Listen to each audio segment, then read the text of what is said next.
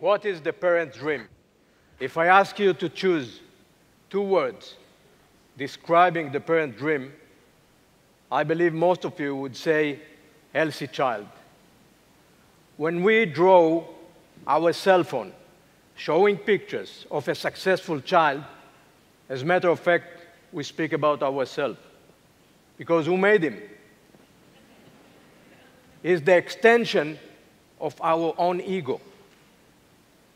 Our second child was born in 1984. We gave him the name of my brother that was killed in the war and expected him to be better than us, more successful, more talented, a source of pride.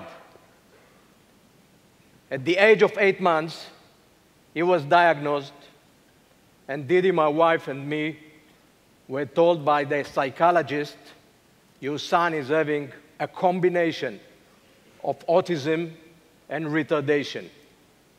Probably, he will never speak. Probably, he will mentally stay child forever.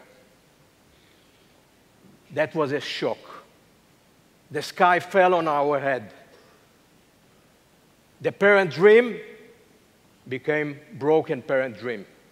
How we continue managing our life if our son has no future at all? This son, all his life, has never said one word. Never said Abba, Dad. Never said Ima, Mom. Never made eye contact. And he was the greatest professor of my life. He taught me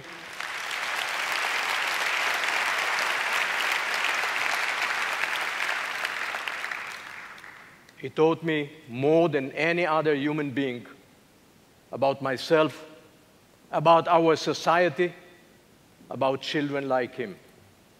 These children, unable to eat by themselves, unable to dress by themselves, even unable to say, please, replace my diaper. These children are punished for 2 life sentences. One, broken body for all their life. And second, one day being taken and put in institute, which is a full life jail. When he was born, at that time, I was Special Force Unit Commander. 33 years old, Lieutenant Colonel, leading operations in Sudan to bring Jews who were in life danger from Ethiopia to the state of Israel, the only Jewish state in the world. Behind me were hundreds of battles all over the Middle East, in Lebanon, Syria, Jordan, Egypt, and more. Behind me was the very famous rescue operation in Entebbe, 1976, rescuing 105 Israeli hostages who were kept 1 week of their life hostage. I was the first on the ground.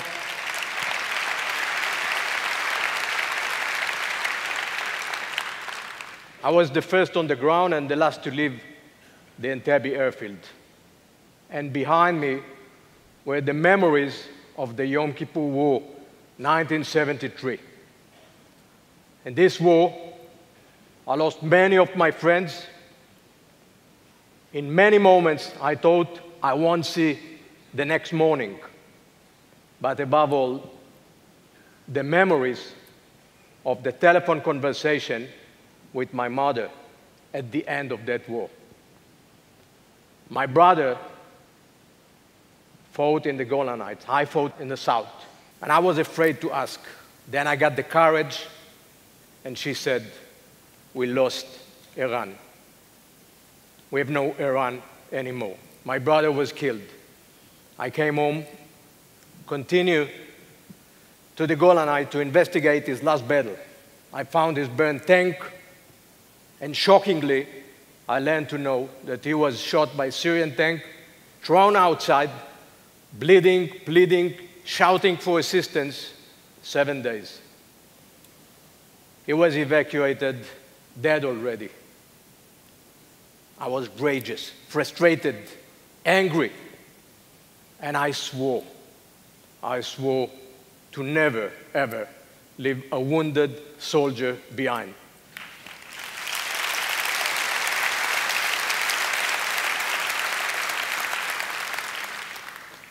"11 years later, Didi, my wife, and me raising a child who is like the extension of my bleeding brother.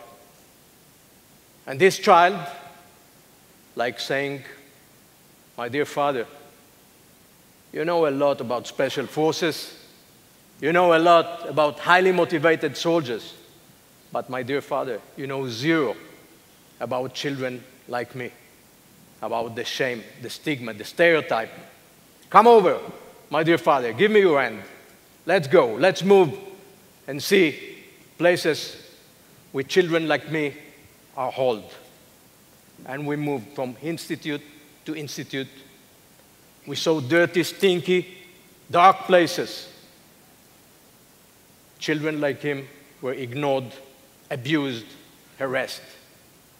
We came home crying. And then we started learning about the shame. For instance, Golda Meir, our commander-in-chief during the Yom Kippur in the 70s, the one who sent me and my friends to hunt down the terrorists behind the Munich massacre of 11 Israeli sportsmen, 1972. Golda Meir was also a grandmother to Meira, a Down syndrome granddaughter. And Meira told the Israeli public after Golda passing, "Golda never visited me. Golda didn't love me. Golda was fully ashamed on my presence.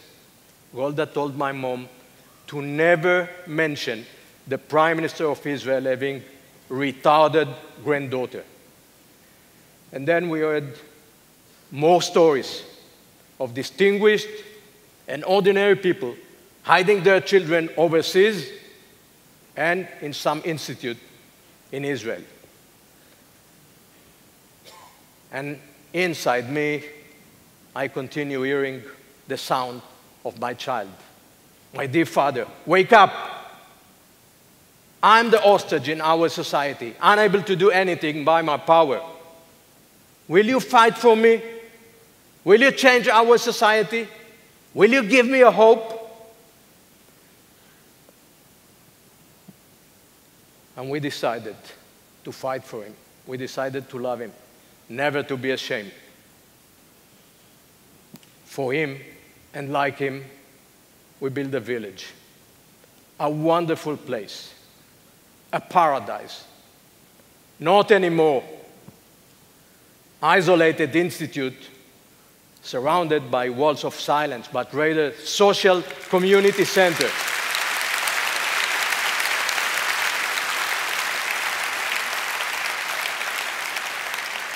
A paradise, utopian society, Christians, Muslims, and Jews working in full harmony to serve children like our loved son,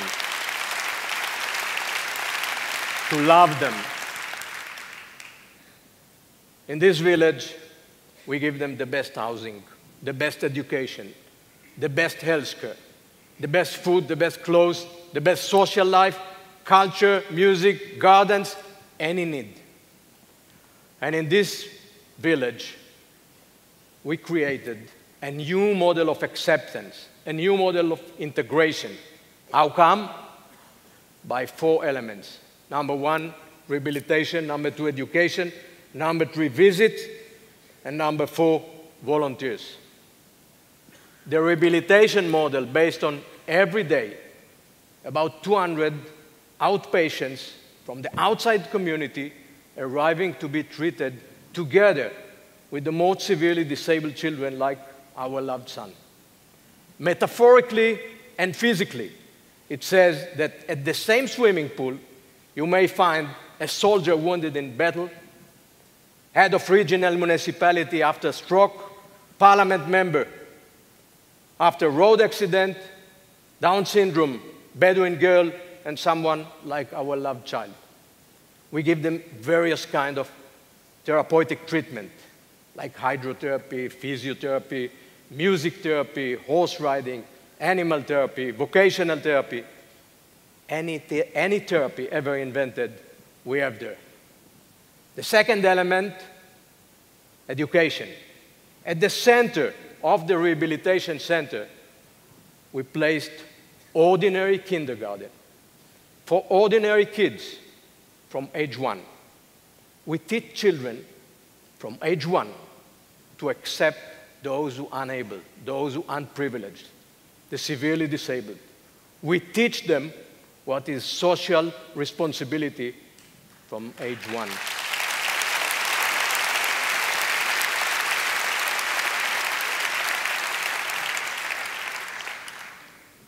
And the third element, visits. Every day, 100 people, about 100 people arriving to visit, to see the wonder. They are moved, they are excited. People from United States and Europe, tourists, high-tech workers, soldiers, veterans, parents. People arriving and saying, we got proportion. We'll assist you to change our society. We are your messengers. And number 4, volunteers. We have more than 400 volunteers. Some of them arriving from Germany. And this Christian, young Christian from Berlin, saying, we come for atonement on the murder of the 6 million Jews in Second World War.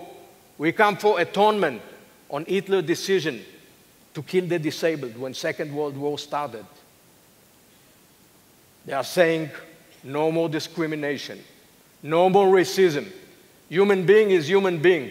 We all equal by our rights, not equal by our power. And they are very well integrated with about 100 Muslim workers, Bedouin from the south, with about 600 Jews to serve the severely disabled children. And they are saying, we are more given than giving. We'll assist you to change the world. We'll assist you by being your ambassadors.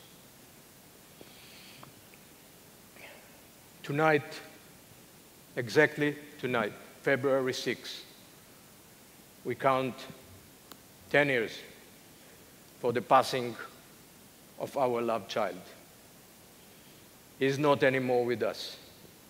He was living one wonderful year in the village that we built specially for him. His spirit spread to every corner of the village. His spirit is here at my heart. His spirit is the goodness in our world.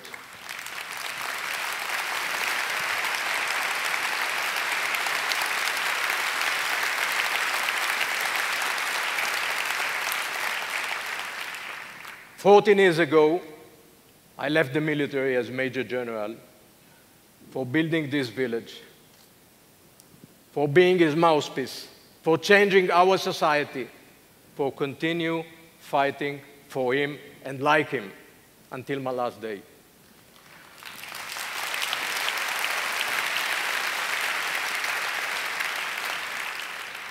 A year ago, I was decorated by the highest award the State of Israel can give to a citizen, the Israel Prize for Lifetime Achievement. This prize should be given to him, not to me. I'm only the messenger. He changed me. He made me a better human being, more humble, less selfish, less arrogant. If the number of children like him is only 1% from world population, this 1% can change the 99%.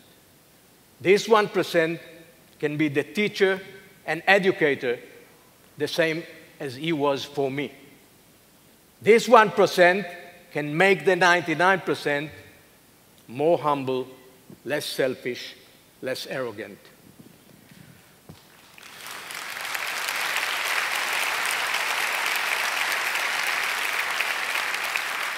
The social chain is always measured by its weakest link.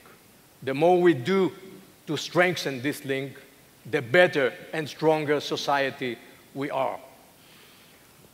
In military, we decorate people and soldiers for bravery and courage. In our social life, it seems to me the highest decoration a person can be given by the disabled, by the 1% children like him, is the title human being. Thank you.